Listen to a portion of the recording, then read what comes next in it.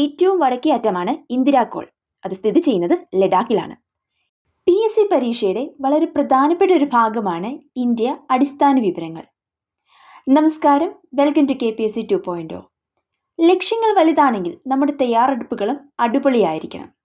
ഇപ്പോൾ ഇത് പല എക്സാമുകളുടെ കൺഫർമേഷനുകളും എല്ലാം വന്നു നിൽക്കുകയാണ്. അതുകൊണ്ട് തന്നെ നമുക്കിനി നന്നായി തന്നെ തയ്യാറെടുത്ത് പഠിച്ചു തുടങ്ങാം. മാപ്പും ചിത്രങ്ങളും ഒക്കെ വെച്ച് വളരെ സിമ്പിളായിട്ട് നമുക്കിന്ന് ഇന്ത്യയുടെ അടിസ്ഥാന വിവരങ്ങൾ പഠിക്കാം. അപ്പോൾ നമ്മുടെ ഇന്നത്തെ ടോപ്പിക് ഇന്ത്യ അടിസ്ഥാന വിവരങ്ങൾ. ആദ്യമായി ലോക ഭൂപടത്തിൽ ഇന്ത്യയുടെ സ്ഥാനം എവിടെയാണെന്ന് നമുക്ക് നോക്കാം. ഇവിടെ തന്നിരിക്കുന്ന ഈ ഭൂപടത്തിൽ നമുക്ക് നോക്കിയാൽ മനസ്സിലാകും, ഇന്ത്യയുടെ സ്ഥാനം എന്ന് പറയുന്നത് ലോക ഭൂപടത്തിൽ വടക്കു കിഴക്കായാണ് സ്ഥിതി ചെയ്യുന്നത്. അതായത് ഇന്ത്യ സ്ഥിതി ചെയ്യുന്നത് ലോക ഭൂപടത്തിൽ വടക്കു കിഴക്കായിട്ടാണ്. ഇനി ഇന്ത്യ സ്ഥിതി ചെയ്യുന്നത് ഉത്തരാർദ്ധഗോളത്തിലാണോ ദക്ഷിണാർദ്ധഗോളത്തിലാണോ? ഇക്വേറ്റർ ഭൂമിയെ 2 ഗോളങ്ങളായി തിരിക്കുന്നുണ്ട്. അതായത് ഇക്വേറ്ററിന് മുകളിലുള്ള ഭാഗത്തെ നമ്മൾ ഉത്തരാർദ്ധഗോളം എന്നും ഇക്വേറ്ററിന് താഴെയുള്ള ഭാഗത്തെ നമ്മൾ ദക്ഷിണാർദ്ധഗോളം എന്നും വിളിക്കും. അപ്പോൾ ഇവിടെ നോക്കിയാൽ നമുക്ക് മനസ്സിലാകുമല്ലോ, ഇന്ത്യ സ്ഥിതി ചെയ്യുന്നത്, ഇന്ത്യ പൂർണ്ണമായും സ്ഥിതി ചെയ്യുന്നത് ഉത്തരാർദ്ധഗോളത്തിലാണ്.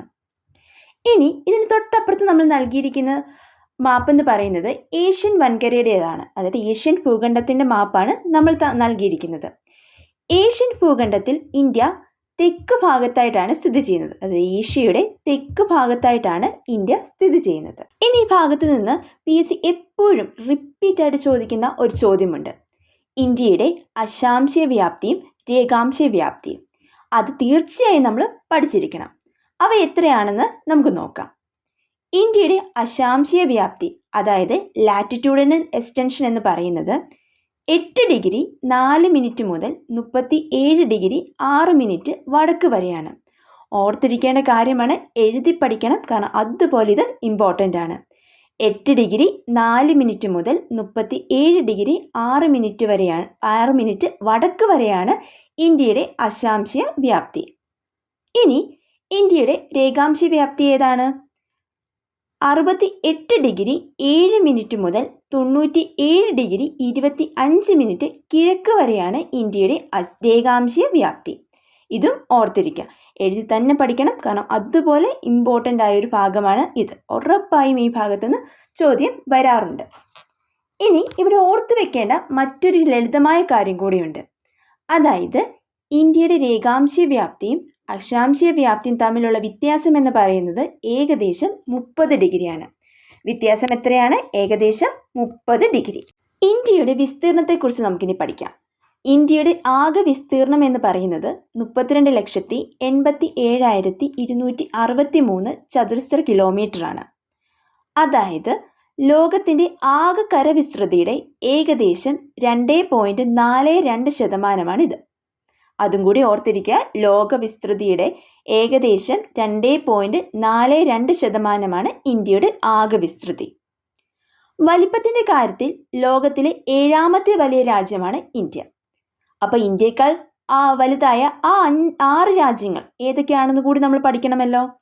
ഏതൊക്കെയാണ് വലിപ്പത്തിൻ്റെ കാര്യത്തിൽ നിൽക്കുന്ന ആദ്യത്തെ 6 രാജ്യങ്ങളെന്ന് നമുക്കിനി ക്രമത്തിൽ പഠിക്കാം.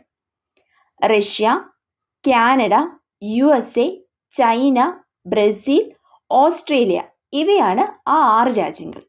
7ാമത്തെ വലിയ രാജ്യമാണ് ഇന്ത്യ. ഏതൊക്കെയാണ് 6 രാജ്യങ്ങളെന്ന് ഓർത്തു വെക്കണം. Russia, Canada, USA, China, Brazil, Australia. 7ാമത്തെ രാജ്യം ഇന്ത്യ. നിലവിൽ ഇന്ത്യയിൽ 28 സംസ്ഥാനങ്ങളും 8 കേന്ദ്രഭരണ പ്രദേശങ്ങളുമാണ് ഉള്ളത്. അതായത് 28 സംസ്ഥാനങ്ങളും 8 കേന്ദ്രഭരണ പ്രദേശങ്ങളും ഉൾക്കൊള്ളുന്നതാണ് ഇന്ത്യ. ഇന്ത്യയിലെ ആ 8 കേന്ദ്രഭരണ പ്രദേശങ്ങൾ ഏതൊക്കെയാണെന്ന് നമുക്ക് പെട്ടെന്നൊന്ന് നോക്കാം. ഡൽഹി, പുതുച്ചേരി, ലക്ഷദ്വീപ്, ചണ്ഡീഗഡ്, ആൻഡമാൻ നിക്കോബാർ ദ്വീപുകൾ, ദാദ്ര നഗർ ഹവേലി ആൻഡ് ദമൻ ദിയു, ജമ്മു കാശ്മീർ, ലഡാക്ക്. ഇവയാണ് ആ 8 കേന്ദ്രഭരണ പ്രദേശങ്ങൾ. ഇനി ഇവിടുന്ന് വരാൻ സാധ്യതയുള്ള അല്ലെങ്കിൽ ചോദിക്കാൻ സാധ്യതയുള്ള ചോദ്യങ്ങളൊന്ന് നോക്കിയാലോ. ഇതിൽ ഏറ്റവും വലിയ കേന്ദ്രഭരണ പ്രദേശമാണ് ലഡാക്ക്. ഏറ്റവും വലിയ കേന്ദ്രഭരണ പ്രദേശം ലഡാക്ക്. അപ്പോൾ ഏറ്റവും ചെറിയ കേന്ദ്രഭരണ പ്രദേശം ലക്ഷദ്വീപാണ്. ഏറ്റവും വലുത് ലഡാക്ക്, ഏറ്റവും ചെറുത് ലക്ഷദ്വീപ്. ഏറ്റവും കൂടുതൽ ജനസാന്ദ്രതയുള്ള കേന്ദ്രഭരണ പ്രദേശം അത് നമ്മുടെ തലസ്ഥാന നഗരമായ ഡൽഹിയാണ്. ഏറ്റവും കൂടുതൽ ജനസാന്ദ്രതയുള്ള കേന്ദ്രഭരണ പ്രദേശം ഡൽഹി. ഇനി നമുക്ക് ഇന്ത്യയുടെ അതിരുകൾ പഠിച്ചാലോ? ഇന്ത്യയുടെ ഏറ്റവും വടക്കേ അറ്റമാണ് ഇന്ദിരാകോൾ. അത് സ്ഥിതി ചെയ്യുന്നത് ലഡാക്കിലാണ്. ഏറ്റവും തെക്കേ അറ്റം അറിയപ്പെടുന്നത് ഇന്ദിരാ പോയിന്റ് എന്നാണ്. ഇത് ഗ്രേറ്റ് നിക്കോബാറിലാണ് സ്ഥിതി ചെയ്യുന്നത്. ഏറ്റവും കിഴക്കേ അറ്റം കിബിത്തു, അരുണാചൽ പ്രദേശിൽ.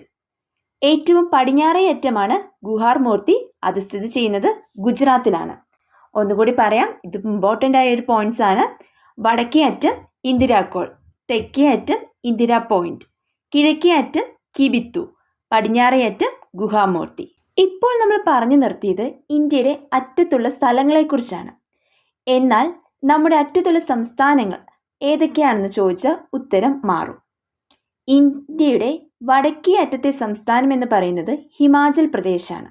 അതായത് ലഡാക്ക് എന്ന് പറയുന്നത് ഒരു കേന്ദ്രഭരണ പ്രദേശമാണ്. അതുകൊണ്ട് വടക്കേ അറ്റത്തെ സംസ്ഥാനം എന്ന് പറയുന്നത് ഹിമാചൽ പ്രദേശാണ്. തെക്കേ അറ്റത്തെ സംസ്ഥാനം തമിഴ്നാടാണ്. കിഴക്കേ അറ്റത്തെ സംസ്ഥാനം അരുണാചൽ പ്രദേശ്, പടിഞ്ഞാറേ അറ്റത്തെ സംസ്ഥാനം ഗുജറാത്തുമാണ്. ഈ വ്യത്യാസം കൂടി കൃത്യമായി മനസ്സിലാക്കി വെക്കണം. ഇനി നമുക്ക് ഇന്ത്യയുടെ ഭൂമിശാസ്ത്രപരമായ അതിർത്തികൾ കൂടി പഠിച്ചാലോ? ഇന്ത്യയുടെ വടക്ക് ഭാഗം നമുക്കറിയാം, അവിടെ എന്താണുള്ളത്? ഹിമാലയ പർവ്വതമാണ്. തെക്ക് ഭാഗത്ത് ഇന്ത്യൻ മഹാസമുദ്രവും, കിഴക്ക് ഭാഗത്ത് ബംഗാൾ ഉൾക്കടലും, പടിഞ്ഞാറ് ഭാഗത്ത് അറബിക്കടലുമാണ്. ഇവയാണ് ഇന്ത്യയുടെ ഭൂമിശാസ്ത്രപരമായ അതിർത്തികൾ. അപ്പോൾ ഇന്ന് നമ്മൾ പറഞ്ഞത് ഇന്ത്യയുടെ ഏറ്റവും ബേസിക് ആയുള്ള കുറച്ച് ജോഗ്രഫി റിലേറ്റഡ് കാര്യങ്ങളായിരുന്നു. അപ്പോൾ ഇതെന്ന് പറയുന്നത് വളരെ സിമ്പിളാണ്, പക്ഷെ പരീക്ഷയ്ക്ക് പലപ്പോഴും ചോദിച്ചു വരാറുള്ള കാര്യങ്ങളാണ്.